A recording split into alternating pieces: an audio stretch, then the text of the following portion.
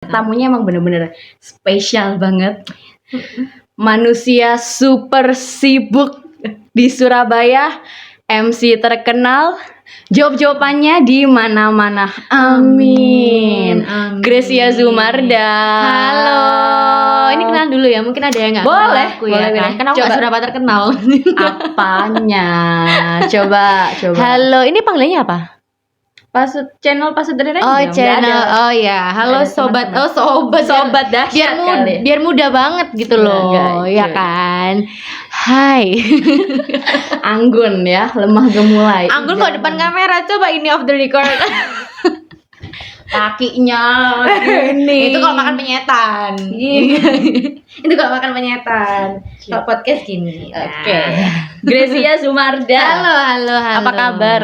Baik, alhamdulillah. Ini benar-benar podcast yang spesial banget teman-teman karena dia tuh barusan pulang ngejob dari luar kota terus datang ke sini. Bener. Datang ke sini so sweet Enggak, banget. sebenarnya aku nunut makan tadi kan. Nggak apa-apa. Itu adalah komplimen dari aku yang nggak Wow. seberapa ini yang udah ngundang bintang dari Surabaya. Terus aku dipajaki podcast kan. Enggak, tapi emang seneng banget aku bisa masuk podcast ini gitu. Halo. Siapa tahu ya. Siapa Siapa tahu tahu. kan nanti obrolan kita itu ada manfaatnya terus bisa diambil sama temen-temen gitu kan. Siapa tahu. Siapa tahu. Gitu. Oke, Gracia Zumarda, MC hits banget di Surabaya. Hits biasa aja nggak pakai banget. Hits banget lah bagiku. Amin. Kamu udah berapa lama terjun di dunia per-MC-an ini? Kalau per MC-an sejak aku SMP kelas 2 itu berarti tahun berapa ya? 2010. 2010. Itu nggak komersil ya berarti ya. Itu nggak komersil dan aku baru komersil itu 2015. Itu kamu ikut dalam satu kayak les gitu, Mm-mm. kursus apa Enggak. komunitas gitu? Jadi SMP ku dulu itu sering banget kayak bikin acara, terus bikin pensi. Terus aku tuh emang anaknya yang kayak apa ya, kayak semakin seneng kok dilihat banyak orang gitu, kayak caper banget ya sih. Narsis.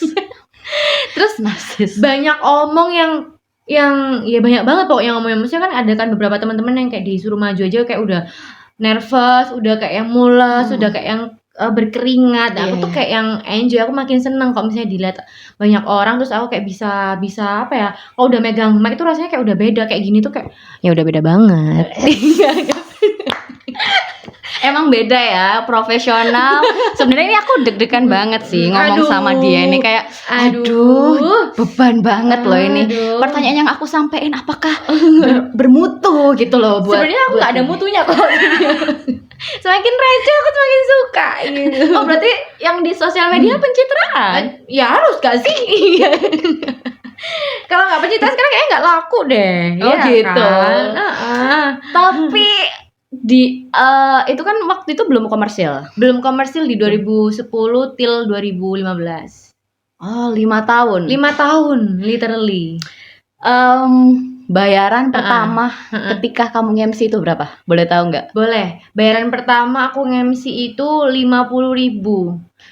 Sumpah 50.000? Sumpah demi Allah. Acara apa? 50.000 acaranya ini lagi, acaranya corporate. Sumpah? Iya, sumpah. Catering. Enggak gathering. Kok corporate sih? Kalau ini apa tadi sih ya? Oke. Nggak apa-apa sih kamu. Bisa nanti aku bisa sensor. Oh iya. Bisa. Acara kayak Itu kamu di hire IO atau gimana? jadi ada kayak satu lembaga yang udah kenalan sama lembaga ini. Lembaga ini tuh kayak punya banyak talent MC gitu loh. Nah, lembaga ini dulu itu adalah mentor waktu aku ekskul di sekolahku SMA. Oh, gitu. Jadi aku nggak tahu berapanya, cuman waktu pulang aku dikasih segitu emang gitu. Dan acaranya lumayan sih, dari aku standby itu jam 7 pagi, acara kelar mungkin jam 2 kali ya, jam 2 siang. Jam 2 siang. Iya, serius demi Sumpah. Allah. Iya. Aku waktu itu partneran sama Nugi. Bener deh. Berarti udah ketemu di situ sama partnermu yang sekarang itu ya? Itu temanku SMA. Oh. Temanku SMA Cocok akhirnya. Cocok dari kelas 10 itu berapa ya? SMA kelas 1 itu kita udah sering kayak lomba-lomba. Sebelum lomba itu kita ya ikut ekskul itu dulu karena kan di sekolahku ada ekskul kayak presenter gitu kan. Sedangkan di SMP ku dulu itu aku emang seneng banget yang MC tapi nggak ada ekskulnya. Jadi waktu sekolah SMA ada ekskul itu aku merasa kayak wah ini ada kesempatan untuk belajar gitu. Jadi awalnya dari ekskul terus ikutan lomba gitu. Akhirnya jadi profesi sekarang. Astaga, 50.000 loh. 50.000. Jadi sebelum komersil tuh aku cuma dibayar nasi kotak kan? Iya, nasi. Bahkan kalau misalnya ada yang lebih parah lagi tuh nggak nasi kotak, kue doang isi 2 sama aqua 1 gitu. Kok bisa ya ada yang setega itu? Bisa. Ternyata aku tuh kalau misalnya sharing sama kayak teman-teman senior yang mungkin udah duluan berkarir di dunia ini tuh ternyata hal nggak dibayar itu udah wajar ternyata gitu. Jadi aku ngerasa yang dulu kayak ngenes banget kayak ya Allah masa iya sih kayak aku nggak dibayar. Maksudnya iya tahu mungkin pengalaman juga aku masih nol gitu ya. Link atau relasi juga nol. Jadi aku mikirnya ya udahlah nggak dibayar nggak apa-apa. Toh nantinya tuh pasti aku akan terbayarkan dengan ini semua gitu. Nambah jam terbang lah ya. Benar. Terus aku juga ya pasti kan juga latihan kan MC itu kan sembari latihan juga kan. Nggak bisa yang kayak kita di rumah terus praktek kan beda sama kalau misalnya kita ketemu orang banyak gitu. Jadi aku mikirnya ya wis lah nggak apa-apa. Toh juga aku juga udah milih jalan itu untuk kesukaan yang aku senengin sendiri gitu. Jadi nggak yang ada paksaan dari mamaku atau orang tuaku atau teman-teman nggak. Jadi aku emang bener-bener suka. Jadi aku ngejalaninnya meskipun nggak dibayar ya udah aku kayak ngerasa seneng aja gitu. Seneng aja gitu. Aduh. Seneng Pol. Seneng banget ya. Seneng, itu Pol. sampai akhirnya 2015. Sampai 2015. Baru akhirnya kamu nerima di 2015 itu kamu udah ngasih red card apa enggak? Enggak dong. Enggak. Ngasih red card siapa yang mau pakai? Enggak ada. Barangkali udah Nggak karena ada. udah 5 tahun kan ngejar Nggak ada. jam terbang sebegitu banyaknya. Nggak ada. Nggak ada. Nggak ada red card. Dia tiba-tiba kayak pulang kayak wes ini ya buat transport gitu. Ngomongnya bukan fee, ini buat transport kayak loh udah dapet nih gitu. Aku jadi kayak loh kan aku sama Nugi waktu itu udah dapet tanduk gitu. Iya wes great gitu. Jadi akhirnya kayak oh ya wes lah berarti udah terbayar ya. Maksudnya kita itu kayak oh ternyata udah dilihat orang tuh udah yang kayak udah pantes anak ini untuk dapat fee segini gitu waktu itu. Dan jadinya waktu itu aku juga seneng karena pertama kali aku dibayar pun itu juga aku nge-MC-nya bukan nge-MC yang kayak ulang tahun atau apa, nge-MC-nya bener-bener yang ada instansinya. Jadi aku sekalian kayak ya ini loh aku kasih yang terbaik gitu loh. Aku kayak I'll do my best buat ini value mereka gitu. Siapa tahu Dibayar memang mereka kayak bisa notice oh kalau misalnya ada event ini lagi bisa pakai ini nih pakai Gracia gitu ya. Gitu. Enjoy sampai sekarang berarti 2000 udah 1 dekade lebih 11 tahun ya. Iya, ini 2022 ya? Iya, 12 tahun. 12 tahun ya? Iya, 12 tahun sih di Surabaya. Aku juga nggak nyangka loh 12 tahun. Iya. Dan akhirnya sampai sekarang ngasilin sesuai harapan. Alhamdulillah iya sesuai harapan. Alhamdulillah. Itu kamu ini kan event nge-MC-nya kamu ngambil semua event. Iya, all event aku. Tapi sebelum all event tuh aku ada cerita juga. Jadi aku tuh baru memberanikan diri untuk MC wedding itu 2019. Baru banget. Tapi sebenarnya orang-orang itu kayak udah nge-DM aku atau nge-WhatsApp atau kayak ngehubungin mungkin via langsung ngobrol kayak gitu tuh. Sebenarnya aku udah dari lama, udah dari itu 2017 itu orang tuh kayak yang Mbak bisa nge-MC lamaran nggak? Mbak bisa nge-MC wedding? Tapi dari akunya sendiri kayak aku proper nggak sih nge-MC-in hari bahagia orang yang nggak akan mungkin terulang iya, gitu. benar. Aku ada beban mental di situ. Susah gitu. emang. Serius acara bahkan, sakral soalnya. Iya, bahkan sampai sekarang pun aku nge-MC akad tuh bener-bener kayak doa. Aku tuh kayak yang keep calm gitu loh. Karena aku takut banget nggak sesuai sama apa yang diekspektasiin klien gitu loh. Jadi aku sampai sekarang pun ya meskipun udah berapa akad dan berapa resepsi yang aku handle gitu kan. Tapi aku tetap masih yang kayak Bismillah gitu. Meskipun partneran itu aku kayak gitu Bismillah gitu. Masih ada berdoa guys. Gitu. Berarti nggak langsung ke wedding ya? Nggak langsung. Nggak langsung. Event-event dulu aku, event-event dulu. Event baru akhirnya Iya, baru udah mantep. udah mantepin diri karena kok makin banyak orang-orang yang minta tolong untuk Acara wedding. acara wedding, jasaku untuk di situ gitu kan. Terus aku tuh bener-bener nolak.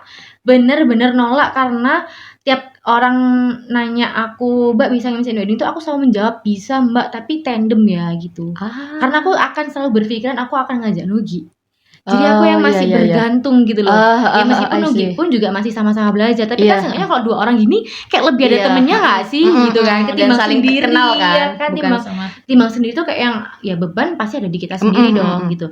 Nah tapi sayangnya klien-klien pada waktu itu tuh nggak mau kalau 2 orang, mereka ngerasa keberatan mungkin ya. Jadi cukup satu aja Mbak gitu. Jadi aku yang masih, kalau misalnya mereka minta satu, aku mesti kayak minta maaf, mohon maaf ya Kak, belum bisa kalau satu, bisanya kita tandem karena emang kita udah paketan berdua. Aku alasannya kayak gitu. Padahal sebenarnya itu adalah beban mental di aku. Itu alasan klasik sebenarnya. Tapi ya nggak apa-apa kalau itu kayak nyebar jala gitu nggak sih? Kalau kamu mau ya udah. Kalau enggak juga nggak apa-apa. Nggak apa-apa. Dan aku kalau sekarang ya, aku sekarang ngelihat keputusanku dulu belum berani mengiyakan tuh, aku nggak ada penyesalan karena menurutku ya memang waktu itu aku belum proper. Ketimbang lihat anak-anak sekarang itu yang lulus SMA udah nge-MC wedding loh. Gokil, serius. Sumpah. Aku sama Nugi sampai yang kayak, ya ampun Nugi, kita dulu loh lulus SMA itu masih belajar, masih nge-MC birthday, masih nge-MC produk di pasar, masih ya pokoknya nge-MC sebanyak-banyaknya baru ambil wedding. Karena menurutku taraf wedding itu kayak yang udah, ya kamu udah melalui semua lah, kamu udah melalui semua, baru kamu ibaratnya MC wedding itu bonus atas pencapaian kamu yang udah ngoyoh, udah berdarah-darah. Karena ya MC wedding bayarnya pertama, siapa sih nggak tahu, pasti kan lebih gede tapi effortless lah ya gitu kan, cuman memandu aja present, nggak yang kamu harus MC konser tidak pulang suara habis kan gitu. Wih, baru ngerti ya. Iya, lulus SMA. MC wedding. Tapi di antara banyak event yang udah kamu laluin, ada nggak satu event di mana kamu kayak ngalami kesulitan? Kesulitan dalam arti dibuat kamu nih mungkin medannya yang bikin kamu kaget, atau mungkin kayak penyebutan nama yang susah. Oh iya, pasti kan. Terus kayak kesulitan tiba-tiba kamu dari pihak IO itu nggak nyediain cue card, terus kamu kayak harus, loh gimana sih, harusnya cue card ini dari IO loh, MC ini kayak terima baca dan lain-lain gitu. Ada nggak kesulitan kayak gitu yang kamu alami? Banget, apapun tuh ada. Pertama dari segi tempat iya, karena aku tuh pernah banget dapat tempat MC tuh jauh banget, karena kan aku domisili Surabaya. Terus tiba-tiba itu kalian kayak minta lokasinya misal tiba-tiba kayak di Gresik atau pokoknya di luar kota kayak di Mojokerto. Dan waktu itu memang aku terkendala untuk transport waktu itu ya kan, misalnya kayak masih takut banget misalnya mau bawa mobil sendiri juga kayak takut gak sih, maksudnya kayak masih khawatir banget gitu kan. Terus masih yang belum lepas banget, dalam artian aku masih yang mempelajari kayak menghabiskan jatahku di dalam kotaku sendiri gitu. Aku masih yang kayak ya udah aku ngabisin semua event yang di Surabaya, baru aku kayak berani untuk mungkin baru keluar kota, misal ke Malang atau kemana itu. Jadi kayak kendala Medan itu bahkan aku pernah nolak karena aku bener-bener kayak iya nggak ya nerima luar kota, masih kecil guys. Masih waktu itu umur berapa ya, 2015, sekarang 25 20 tahun waktu itu berarti masih 20 tahun. Jadi itu pernah. Terus kemudian aku nge-MC konser waktu itu, aku inget banget siapa bintang tamunya tuh Marion Jola waktu itu. Gak dapet cue card. Serius gak ada meeting, gak dapet cue card. Jadi tiba-tiba kayak yang aku udah di lokasi, terus aku tanya si panitianya, Kak, cue cardnya mana ya? Apa aja yang mungkin harus disebutkan, dari sponsor kah atau apa? Loh, bukannya kakak yang bikin? Lah, sejak kapan kita menyediakan cue card gitu kan? Kan kita tinggal baca. Iya, tapi untungnya itu gini, aku bersyukurnya adalah aku orang yang tidak pernah menggantungkan sesuatu itu di orang lain ya. Meskipun tuh ada Cakep. beneran, itu meskipun ada IO, ada WO, ada apa, aku tuh selalu punya notes sendiri di aku. Jadi misalnya aku misal nih kalau misalnya di WO udah pasti dong kita tinggal terima beres, ada gini, ada gini. Tapi aku selalu ada di notesku itu aku nyatet sendiri nama pengantin, orang tuanya siapa, nama vendornya siapa. Jadi sewaktu-waktu kalau memang si WO itu mungkin ya kan ada satu dan lain hal yang nggak bisa ngasih aku cue card, aku udah punya di handphone gitu. Jadi emang prepare for the worst. Prepare aku anaknya prepare banget. Pisces ya. Bener, serius aku anaknya prepare banget parah gitu. Pernah nggak telat dibayar? Fair-fairan aja, sensitif. Tapi kan pasti kayak mungkin ada teman-teman yang ngelihat kan, pernah nggak ya orang-orang kayak gini, kayak orang tamu undangan gitu kan, ngelihat ada band, ada MC, ada ini catering, semuanya mahal. Ini kayaknya wah, ini mewah banget pesta pernikahannya. Tapi kan yang namanya tamu undangan kan nggak semua tahu di balik itu. Nggak ngerti kan di balik layarnya orang-orang yang berdarah itu berapa itu kan nggak ngerti ya. Gitu. Pernah nggak ada yang telat bayar? Telat bayar yang sampai apa ya? Menurutku kalau misalnya telat bayar H+1 sampai H+1 minggu ya oke lah. Mungkin lagi riweh atau lagi apa, kita kadang memaklumi ya gitu. Atau mungkin lupa atau apa, kadang ya sesekali kita ingetin. Tapi kalau yang sampai nagih kayak kapan ini, pernah juga. Cuman nggak sampai yang 2 bulan 3 bulan gitu, nggak sampai. Nyampenya adalah 5 bulan nggak dibayar, hilang malah. Sumpah, acara ini bukan MC sih, kayak acara aku syuting. Oh, syuting. Aku syuting TV. Sumpah. Iya, sumpah. Ini udah 3 tahun kayaknya. Udah 3 tahun. Itu perjanjiannya awalnya ya apa? Maksudnya ada hitam di atas putih? Enggak. Jadi kalau misalnya ya ini nggak ngerti ya, ini kebetulan atau gimana, atau emang sistemnya kalau di TV lokal dan kita sebagai presenter freelance memang nggak ada yang harus kita tanda tanganin sih kalau nggak kontrak ya, setahu aku ya. Itu jadi emang kalau misalnya benar. Kalau misalnya emang freelance ya kita kayak dipanggil aja, kayak lagi kosong buat ngisi program ini bisa gitu. Kalau emang bisa kita jalan gitu. Tapi untuk urusan kayak fee dan lain-lain tuh kadang kita kayak yang udah percaya nggak sih, apalagi kayak sebuah apa ya, ibaratnya udah perusahaan TV ya. Udah perusahaan, kadang kita nggak yang kepikiran bahwa nggak dibayar terus kayak kita datang cuma-cuma tuh, kayaknya aku jauh dari pemikiran itu gitu. Karena menurut aku ya ini kerja profesional. Tapi ternyata ya emang nggak dibayar. Emang nggak dibayar. Tapi dapat makan dong? Enggak, aku makan beli sendiri loh di warung.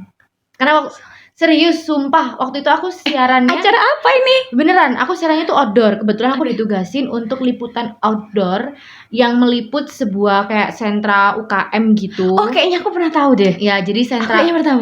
Sentra UKM gitu, kayak di pasar lah gitu kan. Iya, aku kayaknya pernah tahu deh. Iya. Terus ya udah aku syuting kan, dapat 2-3 episode, dan itu nggak yang sehari tapping langsung 3 ya guys ya. 3 hari ya udah 3 episode, karena kan kita juga ngejar waktu dan lain-lain. Terus ya sebelum syuting tuh aku ditemenin sama pacarku, makan di depan ya emang adanya warung ya kan, mau makan apa lagi, makan warung, makan sate di warung itu. Ya udah, ya makan minum aku yang nanggung gitu. Transport juga ya udah aku dianterin kan, nggak, ya udahlah gitu kan. Cuman emang nggak dibayar. Ya lumayan loh 3 episode. Maksudnya aku berangkat juga yang maksudnya nggak naik Alphard yang enak tuh, tinggal duduk gitu kan. Aku berangkat juga ada panasnya, ada hujannya gitu loh maksudku. Ya kan, ada sabar. Kenapa ngelampiasin ke saya? Iya, nggak bisa, aku tuh kayak gitu orangnya. Iya gitu. Terus hubungan sekarang dengan stasiun TV itu gimana? Masih ditawari job-joban dari situ? Barusan kemarin ditawarin untuk kontrak malah. Diterima? Enggak. Enggak nerimanya bukan karena aku dendam ya, bukan. Sebelum aku ditawarin untuk sistem kontrak itu pun aku juga udah jalan beberapa program yang alhamdulillah beres. Karena belajar dari pengalaman sebelumnya, aku udah ngomong duluan. Karena menurutku kalau semakin aku sungkan, itu semakin akan miskom gak sih? Iya benar. Karena kan aku sungkan nih, terus dari mereka juga gak ada inisiatif untuk ngobrol. Jadinya gak ketemu. Jadi aku memberanikan diri, ya selayaknya ngobrol sesuai dengan etika lah ya gitu. Karena menurutku kan ya fee atau upah itu kan hak kita ya. Iya benar. Gitu. Jadi ya aku ngomongnya ya sopan, maksudnya dengan etika kayak Mas, apa namanya, maaf sebelumnya ini emang perjanjiannya kayak gimana. Pasti mereka udah klik lah dengan kata-kata itu, jadi mereka udah ngefloor, oh ini gini, oh oke. Gitu. Karena sebelumnya nggak ada omongan kayak gitu, itu juga jadi pengalaman juga, jadi belajar. Pengalaman itu memang buat kita belajar gitu. Benar. Walaupun nggak enak kan pada waktu itu, tapi akhirnya kita jadi lebih bisa berani untuk dalam segala hal. Betul. Jadi nggak yang mendem terus sungkan-sungkanan, jadi belajar mulai berani untuk ngomong gitu aku. Aku anaknya sungkanan banget kalau bahas masalah kayak gitu-gitu. Kayaknya semua orang sih. Iya benar, itu karena sensitif kan, balik lagi itu hal sensitif. Itu harusnya tuh dari pihak empu acara, terus kayak apa namanya yang punya hajat, pemangku acara, perusahaan, IO dan lain-lain itu paling nggak harusnya mengerti dengan sadar, ya kan, kalau yang dia hire ini udah ngeluarin tenaga, ngeluarin pikiran, waktu. Itu jadi kayaknya harus lebih sadar diri ya. Karena kita sebagai ibaratnya kita sebagai talent atau kita sebagai yang di-hire tuh akan sungkan ya kalau membuka obrolan itu terlebih dahulu gitu. Kadang kan ada kesannya yang kayak mungkin kurang sopan, belum apa-apa, belum kerja udah tanya. Gitu kan ada kan beberapa instansi yang ngerasa kayak kok dikit-dikit maksudnya larinya ujung-ujungnya kok udah duit duluan yang ditanyain, pengalamannya apa, kadang-kadang kayak ada yang kayak gitu kan. Jadi kadang-kadang aku tuh kayak sebel gitu loh sama instansi atau siapapun deh, teman-teman yang mungkin meng-hire jasa orang tapi kayak kurang menghargai gitu loh, paham gak sih? Kayak dari awal tuh kayak yang apa ya, udah tanya hari, udah deal ini tapi nggak bahas soal fee-nya. Kayak gitu. Itu kayak iya apa ya? Gantung nggak sih jadinya kita mau berangkat kerja tuh kayak jadi aku dibayar gak ya kok gitu. Ya gitu. Iya kan? Benar. Maksudnya kayak ini aku apa? Ini aku for free atau for paid kan nggak ngerti gitu. Terus kita misalnya mau tanya pun juga yang kayak ya waktunya udah lewat juga, udah hari H, masa iya baru tanya? Kan takutnya malah kita yang ya kenapa kemarin tanya? Bisa aja makin kayak play victim. Ada yang kayak gitu soalnya. Jadi kayak iya pokoknya gitu deh. Pokoknya mending diobrolin di awal deh. Iya, gitu. itu emang sensitif, tapi harusnya dari pihak yang meng-hire ya, yang lebih sadar diri gitu. Iya, benar. Tapi pernah nggak kamu ngalamin kayak yang kamu omongin tadi, kayak tidak dihargai atau diremehkan sama instansi?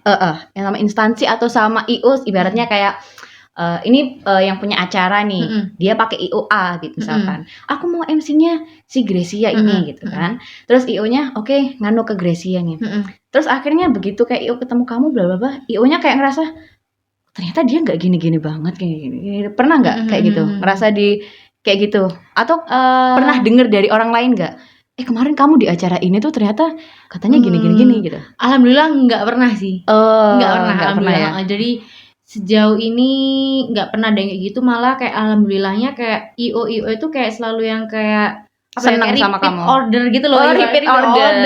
Maksudnya kayak mereka repeat untuk ngubungin aku lagi untuk handle event yang lain gitu. Jadi aku ngerasa yang kayak alhamdulillah berarti performance yang kemarin tuh kayak udah puas di mereka gitu. Gracia Zumarda ya kan. Pasti banyak instansi yang pengen repeat jasamu sih, ya kan? Amin. Mengingat kamu jam terbangnya udah udah sekelas Garuda lah. Wah, jangan lagi masalah kan? Yes ya. Iya. Super jet. Tapi justru karena ada masalah itu yang bikin kita semakin tinggi dan semakin kuat, ya nggak sih? Iya kan? Pasti dong, pasti. Dari gerah ya bun, gerah. Pembahasannya gerah ya, apalagi membahas soal fee tadi itu. Gerah banget. Sensitif kan? Sensitif. Aduh. Dari MC-an, dunia per-MC-an, kan MC termasuk dari broadcasting ya, dan lain-lain kayak penyiar radio dan lain-lain itu satu kesatuan gitu. Kamu suka berkecimpung di dunia itu. Suka banget. Kok bisa jadi seorang selebgram?